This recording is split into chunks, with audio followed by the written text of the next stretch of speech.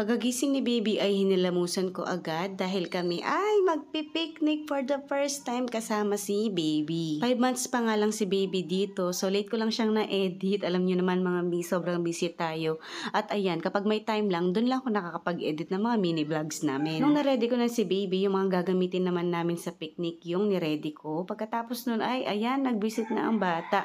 Excited na siya. Feeling ko mga nararamdaman na mga baby kapag may pupuntahan or maggagala tayo.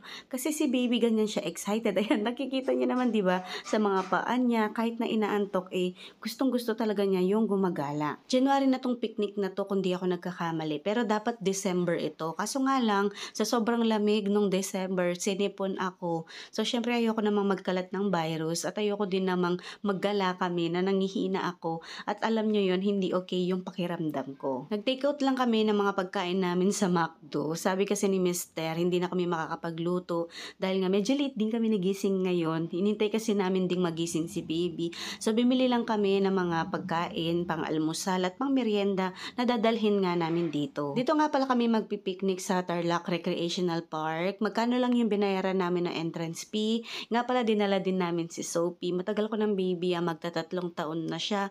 Kaso nga lang si mama ngayon yung nag-aalaga kasi sa kanya. Mas okay dalhin yung mga babies sa ganito, yung open field, yung madaming halaman, yung presko, at walang masyadong tao. Sobrang lamig ng mga panahon na ito, kaya nagdala kami ng mga gamit. Kapag nilamig si baby, pinagdala din namin siya ng jacket, ng kumot, para kung sakali mang sumobra yung lamig, ay meron kaming ipangbabalot sa kanya. Piling ko naman nag-i-enjoy siya. Actually, hindi pa nakakaupo si baby dito. Yung nakakaupo na mag-isa niya, ngayon kasi na ine-edit ko tong video na to, nakakaupo na si baby since 8 months na nga siya. Balak nga naming ulitin ito, bukod pa dito sa TRP, balak namin pumunta sa ibang lugar, yung open field din, yung madaming halaman at presko at saka hindi siksikan yung tao. Feeling ko kung uulitin namin ito, mas maa-appreciate ni baby, although hindi niya maaalala, pero kasi pag nakakakita ng ibang bagay si baby, yung mga punong gumagalaw, natutuwa talaga siya kasi nga nakakakita na siya ng malinaw at saka kahit nasa malayo, nakikita na din niya. Maraming tao dito nung pumunta kami, kaso nga lang mas marami, sabi ni Mr. kapag mas maaga,